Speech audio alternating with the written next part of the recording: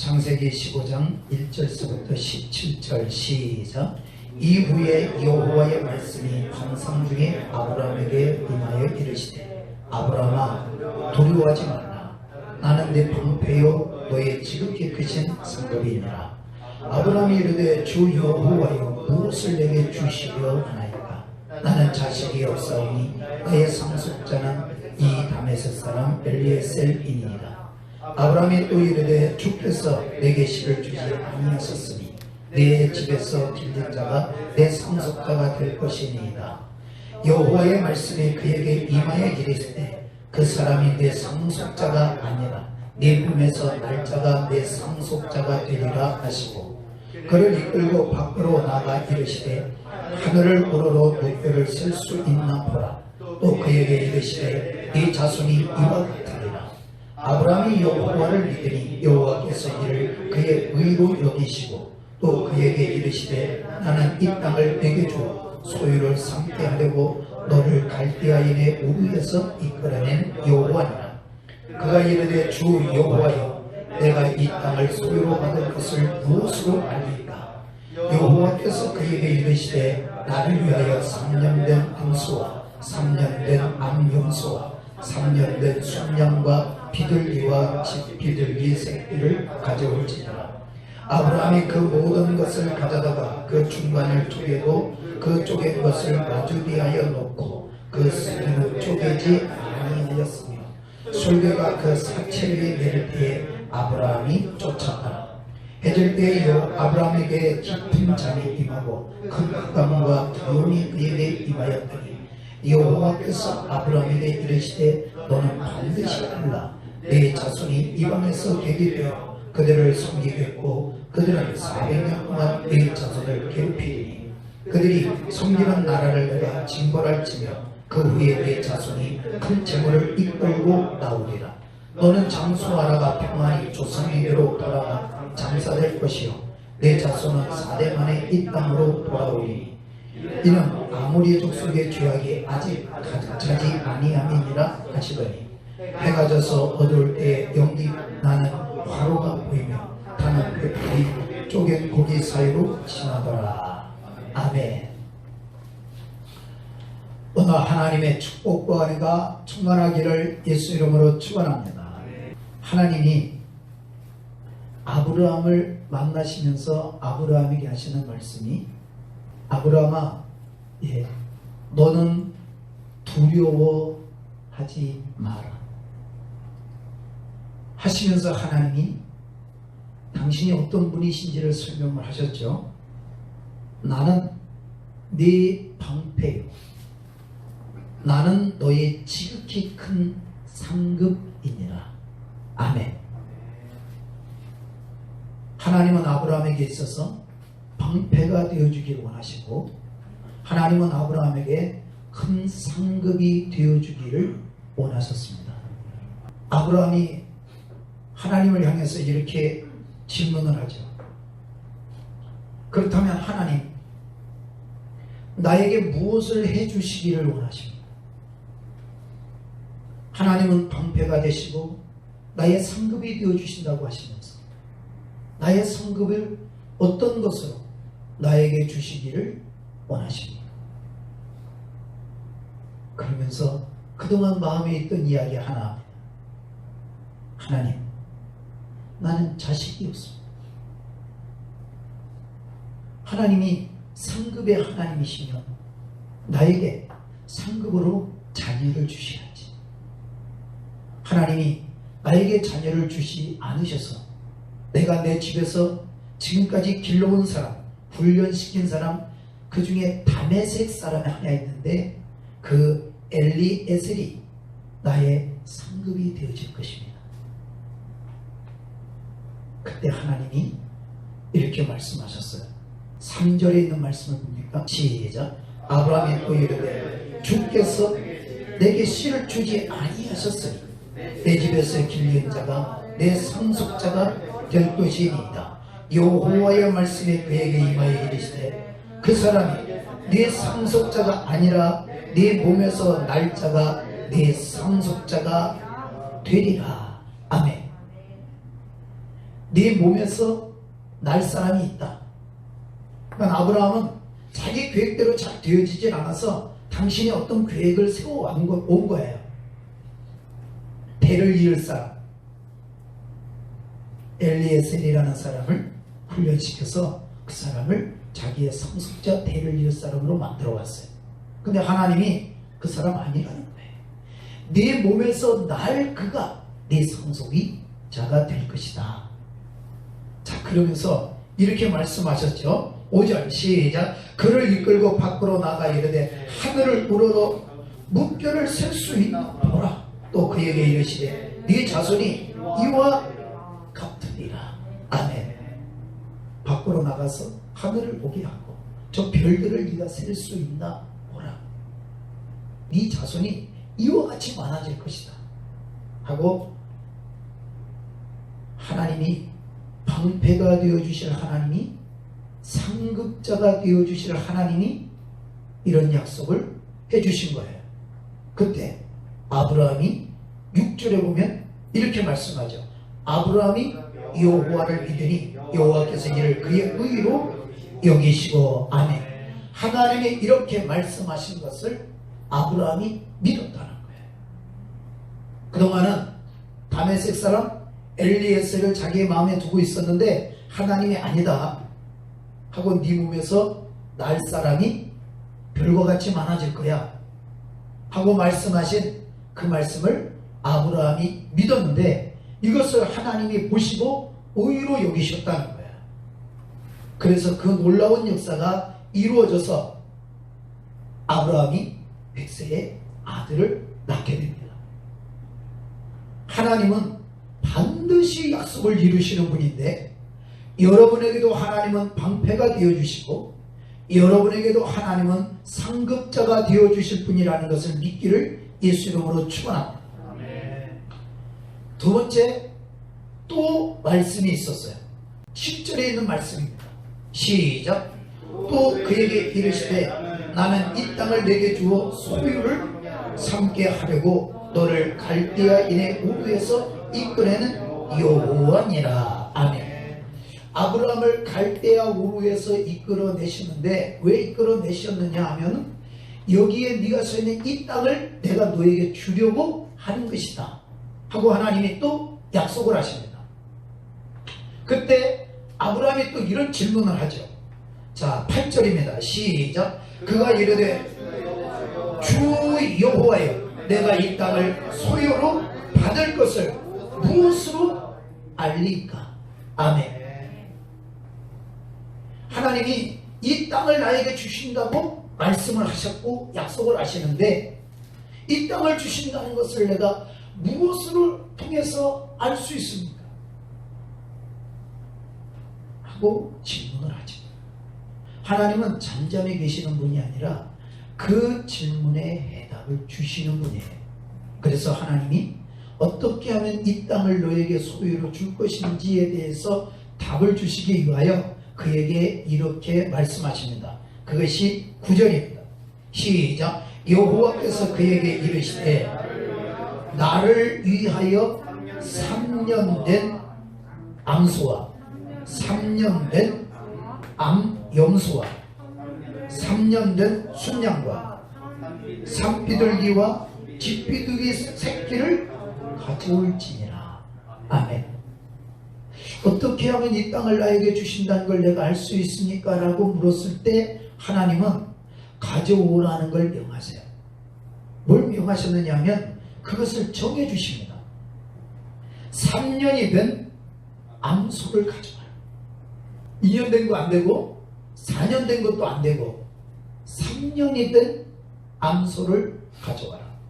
그 다음에 3년이 된 염소를 가져와라. 그 다음에 3년이 된 순양을 가져와라. 그리고 산비둘기 새끼를 가져오고 쥐비둘기 새끼를 내게 가져오라. 이 가져오라는 이유는 뭐 때문이었죠? 하나님이 이 땅을 내게 주신다고 말씀을 하시는데 그 주신다는 약속을 내가 어떻게 알 수 있습니까? 하고 물었더니 이것을 가져오라고 말씀을 하신 거예요. 아브라함은 하나님이 이것을 가져오라고 말씀하신 그 말씀이 어떤 것인지를 알고 있어요. 자, 그래서 그것을 가져와서 10절입니다. 시작. 아브라함이 그 모든 것을 가져다가 그 중간을 쪼개고 그 쪼갠 것을 마저 내하여 놓고 그 새는 쪼개지 아니하였으며. 왜 가져온 거죠? 하나님이 이 제물을 가져오라 말씀하신 것은 이 제물로 하나님 앞에 번제를 드려라 라고 말씀하신 것을 아브라함이 알고 있기 때문에 가져다가 짐승을 다 배를 쪼개서 하나님 아버지 앞에 제물로 드리게 되어집니다. 그런데 새의 배는 쪼개지 않았다는 거예요. 자, 그래서 이러한 일로 인해서 11절에 시작. 솔개가 그 사체 위에 내릴 때에 아브라함이 쫓았더라. 해질 때에 아브라함에게 깊은 잠이 임하고 큰 흑암과 두려움이 그에게 임하였더니. 아멘. 뭔가 잘못됐죠, 그죠? 지금 상황이 하나님이 받아주셔야 되는데 뭔가 잘못된 일이 지금 일어나고 있는 거예요. 그 이유는 새를 쪼개지 않았다는 것을 기록을 하면서 왜 하나님 아버지 앞에 번제를 드릴 때 새를 쪼개지 않은 것이 기록이 되어 있을까? 그것이 레위기서에 있는 말씀을 보게 되면 1장에 이런 말씀이 있습니다. 하나님 아버지 앞에 번제를 드릴 때 어떻게 번제를 드리는지에 대해서 기록을 해 놓은 것입니다. 14절서부터 17절에 있는 말씀을 같이 보겠습니다. 시작. 만일 여호와께 드리는 예물이 새의 번제이면 산비둘기나 집비둘기 새끼로 예물을 드릴 것이요. 자, 14절에 있는 말씀은 이런 것으로 드려라 하고 정했죠. 그래서 하나님이 아브라함에게 산비둘기 새끼, 집비둘기 새끼를 예물로 가져와라 하고 정해놓은 것입니다. 그래서 이것으로 하나님 앞에 예물을 드리게 될 때 15절부터 17절 시작. 제사장은 그것을 제단으로 가져다가 그것의 머리를 비트로 끊고 제단 위에 불사르고 피는 제단 곁에 흘릴 것이며 그것의 모이 주머니와 그 더러운 것은 제하여 제단 동쪽 재버리는 곳에 던지고 또 그 날개 자리에서 그 몸을 찢되 아주 찢지 말고 제사장이 그것을 제단 위에 불 위에 있는 나무 위에서 불살라 번제를 드릴지니 이는 화제라 여호와께 향기로운 냄새니라. 아멘. 하나님이 향기롭게 받으시는 그 새의 제사 드리는 목을 끊고 피를 흘리게 해서 그의 배를 갈라 그 몸에 있는 더러운 것들 다 빼내서 재 있는 데 갖다 버리고 날개는 다 잘라내지 말고 찢되 하나님 아버지 앞에 화제로 태워서 번제로 드리면 하나님이 그것을 향기로운 제물로 받는다고 말씀을 하신 거예요. 그러면 아브라함이 다른 것들의 배를 다 갈라서 하나님 앞에 드린 것 같이 새도 또한 이렇게 했어야 되는데 새는 그렇게 하지 않았다는 거예요. 곧 새의 몸속에 있는 그 더러운 것을 그대로 담아서 드렸다는 거죠.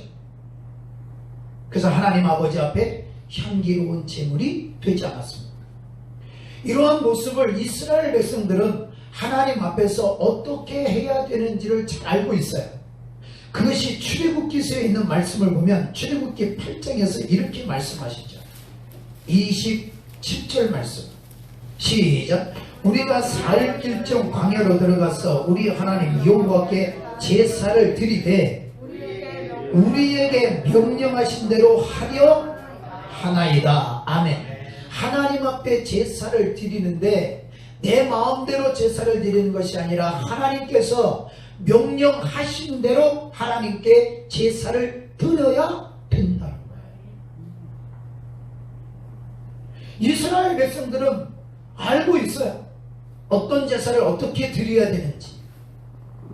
사람의 마음대로 드리는 것이 아니라 드리는 사람의 기분과 감정과 역경과 환경에 따라 드리는 것이 아니라 받으시는 하나님의 명하신 대로 제사를 드려야 한다. 아멘. 창세기 15장에서 하나님이 이렇게 제물을 정해서 드리라고 하신 것처럼 하나님이 아브라함에게 또 제물을 정하여 드리라고 하시는 게 나오죠. 그것이 창세기 22장에서 이런 모습이 나옵니다. 자, 1절서부터 2절에 있는 말씀 보겠습니다. 시작. 그 일 후에 하나님이 아브라함을 시험하시려고 그를 부르시되 아브라함아 하시니 그가 이르되 내가 여기 있나이다. 여호와께서 이르시되 네 아들 네 사랑하는 독자 이삭을 데리고 모리아 땅으로 가서 내가 네게 일러준 한 산 거기서 그를 번제로 드리라. 아멘. 아브라함에게 또 번제를 드리려고 하시면서 제물을 또 정해주십니다. 뭘로 정해주셨어요? 네 아들 네 사랑하는 독자 이삭을 번제로 드리라. 그러면 아까 보는 말씀이 있었죠. 번제로 드리는 것은 자와 결박하고 피를 흘리게 하고 그의 몸에서 더러운 것을 다 빼내서 배를 갈고 나무 위에 놓아서 품을 살라 드리는 것입니다. 그러면 드리는 아브라함에게 있어서는 이 번제물을 다른 걸로 바꾸고 싶은 마음이 있었겠어요? 없었겠어요? 있었겠죠. 그렇지 않아요? 아들을 잡아서 번제로 드리라는 하나님의 이 명령이 아브라함에게 얼마나 큰 어려움이겠느냐 하는 거예요. 도리어 소를 드리는 게 낫지. 한 마리가 적으시면 100마리를 드리겠습니다. 이게 더 낫지 않을까요? 아마 아브라함은 이 제물을 다른 것으로 바꾸어 드리고 싶은 마음이 간절히 있었을 거예요. 근데 하나님이 제물을 정해주셨으니 하나님의 백성은 하나님의 명하신 대로 제사를 드려야 되는 거죠. 그때 아브라함의 모습이 나오는데 3절서부터입니다. 시작. 아브라함이 아침에 일찍이 일어나 나귀의 안장을 지우고 두 종과 그의 아들 이삭을 데리고 번제에 쓸 나무를 쪼개어 가지고 떠나 하나님이 자기에게 일러주신 곳으로 가더니 제3일에 아브라함이 눈을 들어 그곳을 멀리 바라본지라. 이에 아브라함이 종들에게 이르되 너희는 나귀와 함께 여기서 기다리라. 내가 아이와 함께 저기 가서 예배하고 우리가 너에게로 돌아오리라 하고 아브라함이 이에 번제 나무를 가져다가 그의 아들 이삭에게 지우고 자기는 불과 칼을 손에 들고 두 사람이 동행하더니 이삭의 그 아버지 아브라함에게 말하여 이르되 내 아버지여 하니 그가 이르되 내 아들아 내가 여기 있노라. 이삭이 이르되 불과 나무는 일거니와 번제할 어린 양은 어디 있나이까. 아브라함이 이르되 내 아들아 번제할 어린 양은 하나님이 자기를 위하여 친히 준비하신다 하시고 하고 두 사람이 함께 나아가서 하나님이 그에게 일러주신 곳에 이른지라. 이에 아브라함이 그곳에 제단을 쌓고 나무를 불려놓고 그의 아들 이삭을 결박하여 제단 나무 위에 놓고 손을 내밀어 칼을 잡고 그 아들을 잡으려 하니 여호와의 사자가 하늘에서부터 그를 불러 이르되 아브라함아 아브라함아 하시는지라. 아브라함이 이르되 내가 여기 있나이다 하매 사자가 이르되 그 아이에게 네 손을 대지 말라. 그에게 아무 일도 하지 말라. 내가 네 아들 네 독자까지도 아끼지 아니하고 내가 이제야 네 하나님을 경외하는 줄 아노라. 아브라함이 눈을 들어 살펴본즉 한 순양이 뒤에 있는데 뿔이 수풀에 걸려 있는지라. 아브라함이 가서 그 순양을 가져다가 아들을 대신하여 번제로 드렸더라. 아멘. 자, 이런 상황을 가만히 뒤돌아보면 아브라함은 하나님의 명령하신 제사의 명령을 듣고 하나님이 명령하신 그 산으로 아들을 데리고 갑니다. 나무를 들고 칼을 들고 불 피울 불을 들고 갑니다. 그리고 모리아 산에 도착을 하죠. 돌을 가져다가 제단을 쌓고 돌 위에 나무를 쌓고 그리고 아들을 결박을 합니다. 왜 아들을 묶었을까요? 하나님께 번제를 드리려면 아들을 죽여야 되는 거예요. 그래서 하나님이 명하신 대로 자기의 사랑하는 아들 이삭을 번제로 드리려고 아들을 묶었습니다. 그리고 가져온 칼을 들고 아들의 목을 치려고 합니다. 우리 같으면 안 칠 거예요. 여기까지 칼을 들고 이야 여기까지 됐다. 아휴 못하겠다. 하나님이 이렇게 명령하셔서 너를 데려가서 하는데 이삭아 못하겠다. 도망가자. 이럴 상황이 될 것 같아요. 아브라함은 실제로 이삭을 죽이기로 결정을 하고 온 사람이에요. 그때 하나님의 사자가 급히 나타나서 부릅니다. 왜? 안 말리면 실제로 이삭을 죽일 거니까. 하나님은 그의 중심을 아시죠. 새 한 번 배를 가리지 않았던 것이 얼마나 하나님 앞에서 악한 모습이고 저주의 모습이 됐고 우리 후손들이 어떠한 모습이 될지를 너무 잘 알기 때문에 하나님의 명하신 대로 해야 되겠다 결단을 하고 온 거예요. 하나님이 아브라함의 칼이 밀어 치려고 하는 순간에 아브라함아 멈춰라. 됐어. 내 사랑하는 독자를 아끼지 않고 내게 드리려고 하는 너의 모습, 나를 경외하는 너의 모습, 내 명령에 순종하는 너의 모습을 내가 보았노라. 그리고 아브라함에게 내가 너를 위해서 양을 준비해. 되돌아보니 한 순양이 나무에 뿔이 걸려가지고 도망을 가지 못하는 양을 발견하고 하나님이 준비하신 그 양을 잡아다가 이삭을 대신해서 하나님 앞에 번제를 드리게 되어집니다. 이 번제의 일로 인해서 하나님은 아브라함에게 이렇게 말씀하시죠. 자, 15절서부터 17절입니다. 시작. 여호와의 사자가 하늘에서부터 두 번째 아브라함을 불러 이르시되 여호와께서 이르시기를 내가 나를 가리켜 맹세하노니 내가 이같이 행하여 네 아들 네 독자도 아끼지 아니하였은즉 내가 내게 큰 복을 주고 네 씨가 크게 번성하여 하늘의 별과 같고 바닷가의 모래와 같게 하리니 네 씨가 그 대적의 성문을 차지하리라. 아멘. 아브라함아 아들도 아끼지 아니하고 내게 주었지. 내가 받았어. 그래서 내가 너희에게 큰 복을 아끼지 않고 주기를 원한다. 아멘. 하나님 아버지 앞에서의 제사의 모습은 이런 것입니다. 하나님께서 제사를 명하시면 이러한 복을 주시려고 명하신 거예요. 네 씨가 대적의 성문을 차지하게 되어진 것이다. 그뿐만 아니야. 또 18절 시작. 또 네 씨로 말미암아 천하 만민이 복을 받으리니 이는 내가 나의 말을 준행하였음이니라 하셨다 하니라. 아멘. 내가 한 말을 네가 다 지켰기 때문에 내가 너로 하여금 복을 주었어. 그 복이 너뿐만 아니라 천하 만민이 너로 인해서 복을 받게 되어질 것이다. 아멘.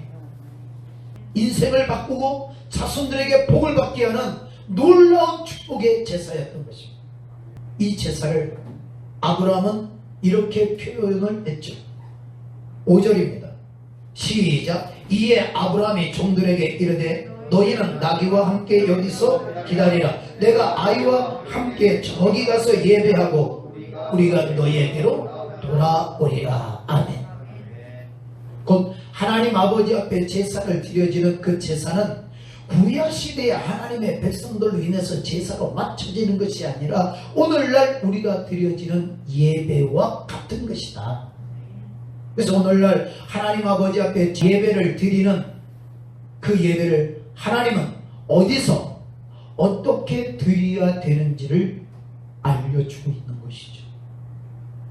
근데 그 예배가 오늘 우리에게 짐이 되기도 하고 고통이 되기도 하고 어려움이 되기도 해서 귀찮게 생각하여 새 예배를 가리지 않은 것 같이 하나님 아버지 앞에 우리가 예배를 그렇게 대하는 것은 복을 받을 모습이 아니라는 거예요. 하나님 나에게 어떤 복을 주시려고 합니까? 했더니 그래 제사 드려라. 그런데 알려줄게. 하나님 이 시대에 하나님의 백성인 나에게 어떤 복을 주시길 원하십니까? 그래 내가 너에게 어떤 복을 주기를 원하는지 내가 알려줄게. 하나님 아버지께 예배를 드리라. 오늘 하나님께 예배 드리는 저와 여러분의 큰 복이 되기를 축원합니다. 자, 그러면 오늘 이 시대에 하나님께 예배를 드리는 사람들의 예배는 어떤 예배가 되어져야 될까? 요한복음 4장에 있는 말씀을 보겠습니다. 19절서부터 24절 말씀까지 보겠습니다. 시작. 여자가 이르되 주여 내가 보니 선지자로소이다. 우리 조상들은 이 산에서 예배하였는데 당신의 말은 예배할 곳이 예루살렘에 있다 하더이다. 예수께서 이르되 여자여 내 말을 믿어라. 이 산에서도 말고 예루살렘에서도 말고 너희가 아버지께 예배할 때가 이르리라. 너희는 알지 못하는 것을 예배하고 우리는 아는 것을 예배하니 이는 구원이 유대인에게서 남이라. 아버지께 참되게 예배하는 자들은 영과 진리로 예배할 때가 오나니 곧 이때라. 아버지께서는 자기에게 이렇게 예배하는 자들을 찾으시느니라. 하나님은 영이시니 예배하는 자가 영과 진리로 예배할지니라. 아멘. 예수님을 보고 선지자라는 것을 알고 선지자는 예배 드리는 것이 어떤 것인지에 대해서 잘 알고 있을 것이라고 생각을 하고 어떻게 예배를 드리는지를 묻습니다. 오늘날도 우리가 예배를 드리는데 도대체 예배를 어떻게 드려야 될까? 나는 지금 예배 드리는 삶, 예배 드리러 왔는데 어떤 예배를 드려야 아브라함처럼 복이 되는 예배가 될 수 있습니까? 사마리아 사람이 알고 있는 예배는 이런 것이었습니다. 우리 조상들은 산에서 예배를 드렸습니다. 그렇게 해야 된다고 말을 해서 그렇게 드리고 있는데 유대인은 당신들은 말하기를 예루살렘에서 예배를 드려야 된다고 말합니다. 그러면 선지자님, 예배는 어디서 드려야 됩니까? 그때 이렇게 말합니다. 내 말을 믿어라. 산에서도 말고 예루살렘에서도 말하라. 아버지께 예배할 때가 온다. 그러면서 22절입니다. 시작. 너희는, 그러면 너희는 누구죠? 지금 산에서 예배를 드려야 된다고 말했던 사마리아 사람. 이 사람은 이렇게 알고 있는 거예요. 그게 지금 말하는 거예요. 너희는 알지 못하는 것을 예배하고 있다. 그러니까 다시 말하면 알지 못하면서 예배를 드리고 있다. 예배는 드리는데 알지를 못하고 그냥 드리고 있는 거예요. 자, 그래서 우리는 이렇게 이야기합니다. 우리는 아는 것을 예배하노니. 우리는 아는 것을 예배한다. 자, 왜 아는 걸 예배할까요? 이유가 있죠. 이는 구원이 유대인에게서 나기 때문이다. 그러면 예배에 무엇이 있는 예배가 되어져야 된다는 거예요? 알지 못하고 예배하면서 구원이 없는 예배가 되어지면 안 되고, 우리는 알고 예배를 하고 있다. 그래서 이 아는 예배 여기에 뭐가 있다는 거예요? 구원이 여기에서 난다는 거예요. 자, 그러면서 23절에 아버지께 참되게 예배하는 자들은 영과 진리로 예배할 때가 오나니 곧 이때라. 아버지께서는 자기에게 이렇게 예배하는 자들을 찾으시느니라. 아멘. 하나님이 찾아주셔서 만나주시는 예배는 어떤 예배일까?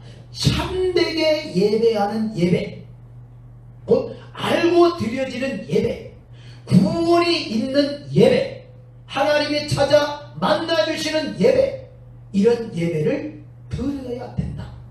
그래서 그런 예배가 어떤 예배인지를 설명하는데 영과 진리로 예배를 드려야 된다. 아멘. 그러면 예배를 드리는 사람은 부정한 사람, 세상 사람이 하나님께 예배를 드립니까? 아니면 예수 그리스도를 믿고 구원받은 자가 예배를 드립니까? 예수 그리스도를 믿고 구원받은 하나님의 백성들이 예배를 드리죠. 그 예배에 뭐가 있다는 거예요? 영과 진리로 예배를 드려야 거기에 구원이 난다는 거예요. 그러면 하나님의 백성들이 구원이 있는 예배를 드리기 위해서는 영과 진리로 예배를 드려야 되는 것이다. 아멘. 그래서 이러한 예배를 드리는 것을 하나님이 찾고 있다.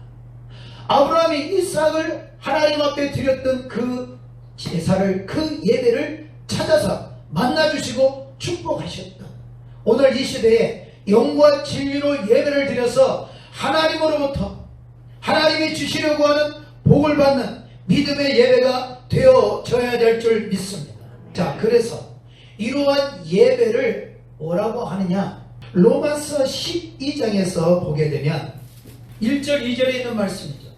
시작. 그러므로 형제들아, 내가 너희의 모든 자비하심으로 너희를 권하노니 너희의 몸을 하나님이 기뻐하시는 거룩한 산 제물로 드리라. 이는 너희가 드릴 영적 예배니라. 너희는 이 세대를 본받지 말고 오직 마음을 새롭게 함으로 변화를 받아 하나님의 선하시고 기뻐하시고 온전하신 뜻이 무엇인지 분별하도록 하라. 아멘. 예배를 드리는 사람들에게 있어서 그 예배는 어떤 예배가 되어져야 되느냐? 영적 예배가 되어져야 합니다. 다시 말하면 하나님이 찾아 만나주시고 구원이 나는 예배가 되어지는 예배, 영적 예배가 되어져야 합니다. 그러면 영적 예배를 드리는 사람은 어떤 사람이 되어지기를 원하시느냐? 이 세대를 분별해서 이 세대의 악함에 빠지지 말고 하나님이 어떤 것을 기뻐하시는지를 알아 구별해서 하나님 앞에 나와 예배를 드려야 한다. 자, 그래서 이렇게 설명하죠. 너희 몸을 하나님이 기뻐하시는 거룩한 산 제물로 드려라. 아멘. 뭘 드리라는 거예요? 너희의 몸을 하나님이 기뻐하시는 제물로 드려라. 그러면 이 몸은 어떤 몸이에요? 이 세상에 살면서 세대를 본받지 않고 하나님께서 선하게 여기시는 것, 하나님이 기뻐하시는 것, 하나님이 온전하신 것이 어떤 것인지를 구분해서 그것을 가지고 살다가 돌아온 몸으로 하나님 앞에 번제 곧 예배, 영적 예배를 드려야 되는 것이다. 오늘 예배는 하나님 앞에 이렇게 드려지는 것입니다. 교회는 그냥 마음만 오는 게 아니에요. 예배는 마음만 오는 것이 아니라 하나님이 명하신 대로 하나님 아버지 앞에 정하신 그때 나와서 하나님 아버지 앞에 구원이 있는 예배를 드려야 되는 거예요. 자, 그러면 다시 요한복음 4장으로 가서 24절에 있는 말씀을 보죠. 시작. 하나님은 영이시니 예배하는 자가 영과 진리로 예배할지니라. 아멘. 하나님은 무엇이라고요? 하나님은 육이 아니고 영이시라는 거죠. 그래서 하나님은 영이시니 예배하는 사람이, 이거면 예배하는 사람은 어떤 사람이에요? 이 세대를 분별해서 하나님의 선하시고 하나님의 기뻐하시고 온전하신 뜻이 무엇인지를 분별하고 살다가 이 몸을 가지고와 하나님 아버지 앞에 영적 예배를 드리는 사람, 그 사람이죠. 자, 이렇게 예배를 드리는 사람은 자가 어떻게 해야 되느냐? 예배하는 자가 영과 진리로 예배할지니라. 아멘. 그러면 예배의 가장 중심은 뭐냐? 영과 진리로 예배를 해야 되는 거예요. 하나님은 영이시기 때문에 영으로 예배해야 되고, 하나님은 영이시기 때문에 진리로 예배를 드려야 된다. 그러면 진리로 예배를 드린다는 것은 어떤 것일까? 요한복음 17장을 보게 되면 이런 말씀이죠. 요한복음 17장 17절에 있는 말씀입니다. 시작. 그들을 진리로 거룩하게 하옵소서. 아버지의 말씀은 진리이다.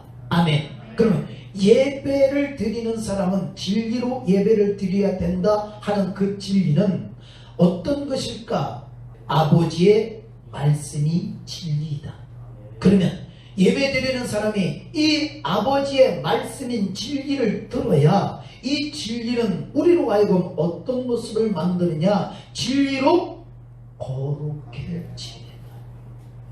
예수 그리스도를 믿는 사람들이 말로만 고백을 한다고 해서 거룩해지는 것이 아니라 하나님의 말씀을 들어야 되는데, 그 말씀은 진리인데 이 말씀은 언제 증거가 되느냐? 바로 예배를 드리면서 주의 명하신 하나님의 말씀이 증거가 되어져서 하나님의 백성들이 그 말씀을 듣고 그 말씀을 따라 행하는 삶, 이것이 믿음